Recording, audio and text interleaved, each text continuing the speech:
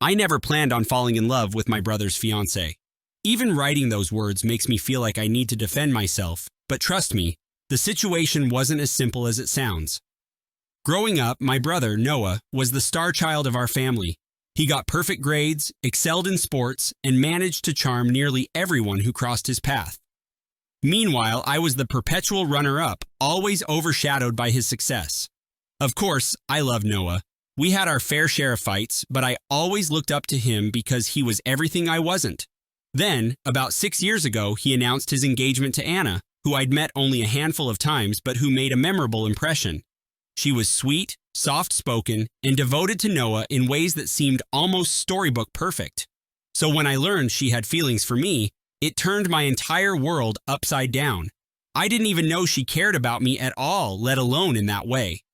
Back then, I thought she was too wrapped up in Noah to notice anyone else. But at the engagement party, she ended up drinking more than usual, and everything spilled out. She cornered me by the staircase, tears welling in her eyes, and confessed she had harbored these feelings since we first met. I was shocked beyond belief. I wanted to tell her to stop, that she was making a mistake, but something in her voice struck me. It felt like a longing she had suppressed for far too long. I'm not proud of what happened next, but I'll lay it all out. Instead of shutting Anna down, I let her talk. She poured out every complicated emotion she'd been burying, from how she felt overshadowed by Noah's big personality to how she noticed my quiet acts of kindness. I stood there, heart pounding, torn between guilt and an odd sense of relief. Eventually, I helped her to a spare bedroom so she could sober up. She fell asleep on the bed, and I sat in a chair across from her, telling myself I'd leave once I was sure she was okay. An hour later, Noah came looking for her, and I panicked. I remember stumbling through a half-truth about how she'd gotten dizzy and needed a quiet place to rest. He glanced at her sleeping form and seemed satisfied with my explanation. He even thanked me for taking care of her. If he'd known the real story, I doubt he would have shaken my hand so sincerely. When Anna woke up the next morning, she apologized for everything she'd said. I tried to brush it off, pretend it never happened, but I couldn't stop thinking about it. She'd opened a door neither of us were prepared to walk through. Haunted me. I tried to move on, but life doesn't always cooperate. Over the next few months, Anna kept popping into my thoughts at the most random times. I'd find myself replaying her confession, wondering if she really meant it. Meanwhile, the wedding plans went full steam ahead. My parents were thrilled, Noah was over the moon, and Anna seemed conflicted. She hid it well around other people, but whenever we were alone, I sensed this tension simmering beneath the surface. It was like a secret only we shared, though neither of us dared to mention it again. Then, a week before the wedding, Anna called me in tears. She said she couldn't go through with it. My heart pounded, and for a split second, I felt something like hope. But then I remembered this was my brother's fiancée. I told her to talk to Noah, be honest about her doubts, maybe postpone until she was sure. She agreed, or at least she seemed to. But the wedding happened on schedule. I stood in the front row watching them exchange vows. Anna didn't look at me once, but I felt like I was intruding on something that should have been purely theirs. Afterward, I kept my distance as best I could, figuring time would bury whatever was stirring between us. But life intervened again. A year into their marriage, Noah and Anna visited me at my new apartment. She told me privately she was miserable. They fought about everything: money, future kids, whether to buy a house or keep renting. She said Noah had changed, that he wasn't who she thought she was marrying. I felt guilty for listening, but she insisted she had no one else. Over time, I became her confidant. We never crossed physical lines, but the emotional boundaries were blurred. I realized I loved her, despite my best efforts. It started as empathy evolved into obsession. I told myself to step back for everyone's sake. Then, about 2 years into their marriage, everything blew up. Noah called me, frantic, saying Anna had left him. I tried to act surprised, but I'd sensed this coming. She'd moved out that morning, leaving behind a note. I asked him if she was safe, but he was too distraught to give me details. I pretended to know nothing, but later that same evening, Anna showed up at my door with a single duffel bag. She asked if she could stay for a while. I was torn. Part of me wanted to protect her. Another part feared this would confirm every horrible suspicion Noah could have, but I let her in. Over the next week, I tried to keep my distance, but we were living under the same roof. She broke down one night, confessing how lonely she felt. Noah had become controlling, criticizing her every move. She said he was jealous whenever she mentioned me, which only fueled more arguments. I should have sent her to a friend's place or maybe offered to pay for a motel. Instead, I let her cry on my shoulder. That was the night we kissed for the first time. It felt inevitable, like we were crashing into each other after years of restraint. Once that line was crossed, we couldn't pretend anymore. Word reached Noah quickly. He banged on my door at midnight, demanded Anna come home, and accused me of manipulating her. She refused.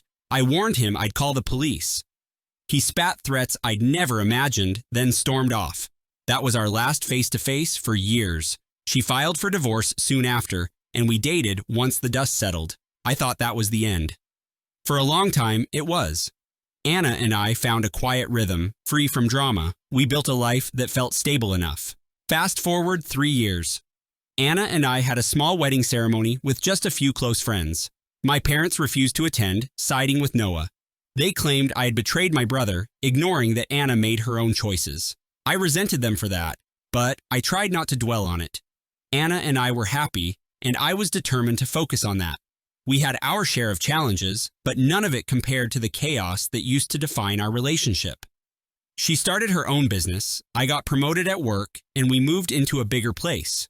We were ready to keep growing, free from family drama. Then, out of nowhere, Noah contacted me.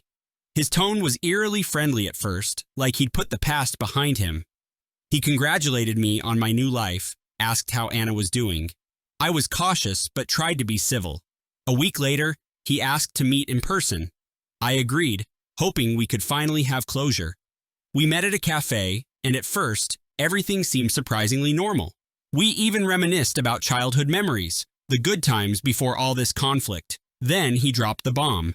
He said I owed him $50,000 in compensation for stealing Anna. I almost choked on my coffee. I thought he was joking, but he laid out his argument. He claimed I'd ruined his life, that Anna would have never left if I hadn't interfered. He insisted I'd profited emotionally and financially from her presence. Marriage were some business transaction. The nerve of him was astounding. He said if I didn't pay, he'd sue me for alienation of affection. I told him to get lost. He smirked, saying I'd regret dismissing him. That was when I realized he'd never let go of his grudge. He was here to collect, one way or another. Immediately, I went home and told Anna everything. She was furious and wanted to confront him, but I convinced her to stay out of it for now. We didn't need more fuel on that fire. Over the next couple of weeks, I got strange calls from unknown numbers. Sometimes it was silent, other times I'd hear breathing. I blocked them, but new ones would pop up. Noah was trying to rattle me. I consulted a lawyer who assured me alienation of affection was only recognized in a handful of places, and we didn't live in one of them. He told me not to worry, but he also advised documenting every interaction. In the meantime, Anna's business started receiving strange online reviews, all negative, accusing her of immoral behavior. We suspected Noah was behind it. When I reached out to him, he merely sent a text. 50 grand or this escalates. I refused to respond. I wasn't about to cave to extortion. Anna was livid, and I felt guilty that my sibling rivalry had turned into a vendetta that now threatened her livelihood. The lawyer recommended we gather proof that Noah was orchestrating a harassment campaign. So we installed security cameras, documented the suspicious calls, and screenshot every review that seemed fake. I contacted the review sites, explaining the situation. It was draining, but we fought back. Then one evening, someone threw a rock through our living room window. Police found no fingerprints, no leads. A neighbor saw a man resembling Noah lurking. That let us file a restraining order. Our lawyer suggested a private investigator. I realized we needed tangible evidence. The PI uncovered Noah's fake accounts defaming Anna's business, forging witness statements about our alleged failings. Armed with this, we planned our next move. We'd show Noah we weren't pushovers. We compiled screenshots, records, witness testimonies, preparing to confront him legally and ruin his petty scheme. Despite our preparations, Noah escalated further. One day, Anna found a threatening note taped to her office door. It read, "Pay up or watch everything burn." We handed it over to the police, but they said it wasn't enough to prove he wrote it. That same week, someone slashed Anna's car tires. The security camera footage was grainy, but the silhouette looked a lot like Noah. Our lawyer pressed charges with the evidence we had, including the PI's findings. We got a court date for the restraining order hearing. Meanwhile, Noah kept texting me, insisting I'd regret dragging the courts into this. I responded only through my lawyer, refusing to give him anything he could twist. We decided to turn the tables. The PI discovered that Noah was deeply in debt. He'd developed a gambling habit, blowing through his savings. He was likely hoping my $50,000 would bail him out. Armed with this knowledge, Anna and I planned a carefully orchestrated meeting to gather more incriminating evidence. We told him we might consider partial payment, but only if he met us face to face. We rented a private room at a restaurant and wired it with a discreet recording device. Sure enough, Noah arrived, looking smug. He demanded the money, tried to justify every vile act he'd committed. He even admitted to vandalizing our property and threatening Anna, claiming he was owed compensation. We got it all on tape. After that, we gave the recording to our lawyer and the police. Our lawyer said it would secure the restraining order and allow a civil suit. We filed at once. Noah panicked, sent messages offering to drop his demands if we withdrew. He pretended to apologize, but I saw right through him. I told my lawyer to proceed. Noah's reign of terror was done, and I refused to forgive. I wanted him to face real consequences for everything. The court granted our restraining order easily. The judge reviewed Noah's recorded confession and the evidence of his harassment. He was ordered to stay away from us and from Anna's business. Next came the civil suit. Our lawyer argued that Noah's targeted defamation had cost Anna lost revenue plus emotional distress. We included the property damage to my home and her car. Noah tried to represent himself at first, probably to save money, but he was in over his head. When he finally got an attorney, it was too late. The evidence was overwhelming. We won a substantial judgment against him, more than $50,000, ironically. The judge also referred the matter for possible criminal charges. Watching him squirm in the courtroom was oddly satisfying. This was the same brother who'd once been my idol. Now he was exposed as a bitter, vengeful man who torched everything around him when life didn't go his way.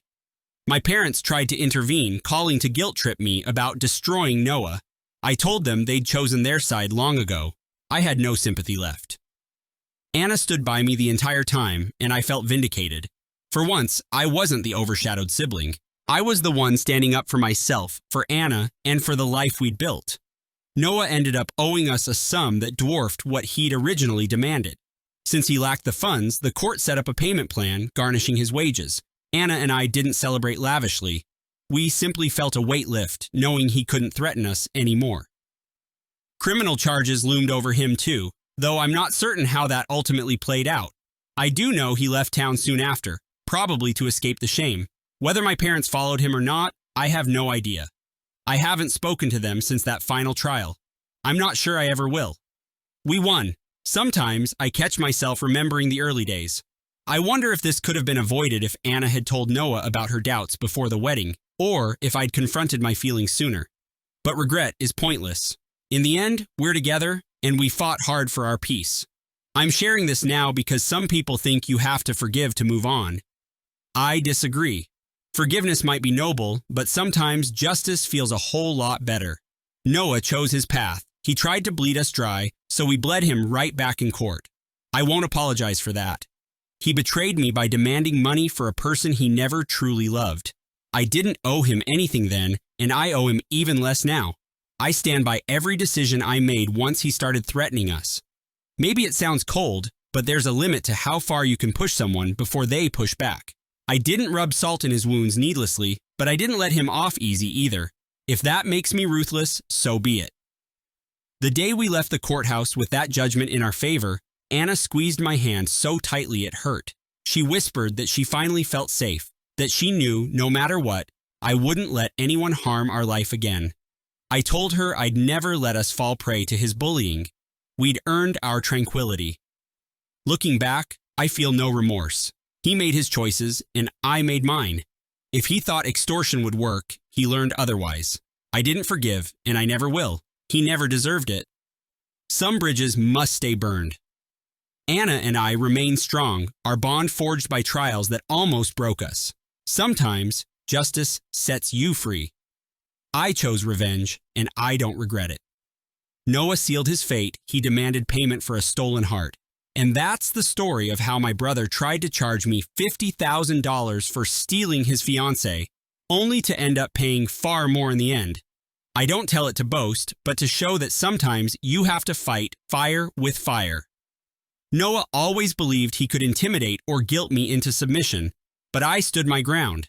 It wasn't easy. Some nights I felt like the worst person alive for loving Anna, for letting this messy situation happen. But I can't regret finding real happiness with her. She was never his to own, and the court agreed he had no right to a payday. If there's a moral here, it's that betrayal doesn't always deserve forgiveness. In my case, it demanded justice. And I gave Noah exactly that. Sometimes I glance at old photos of Noah and me, back when we were kids. We looked so carefree, not knowing how life would twist us apart. I regret losing that brotherhood, but not enough to overlook what he did. He chose hatred and greed, and he paid the price. Anna and I have moved on. We're stronger, united, and living proof that no one can put a price tag on another human being. If you ever face a situation where someone thinks they can bully you into submission, remember this story. Standing your ground can be terrifying, but the alternative is living under their thumb. I refuse to live that way. We built our life without paying his ransom. That's the triumph I hold on to when I wonder if things could have been different. Maybe they could have, but Noah destroyed that bridge the moment he tried to treat Anna like property. If you ask me whether revenge is ever worth it, I'll say this. I sleep just fine at night knowing I never let him turn our love into a transaction. Ever.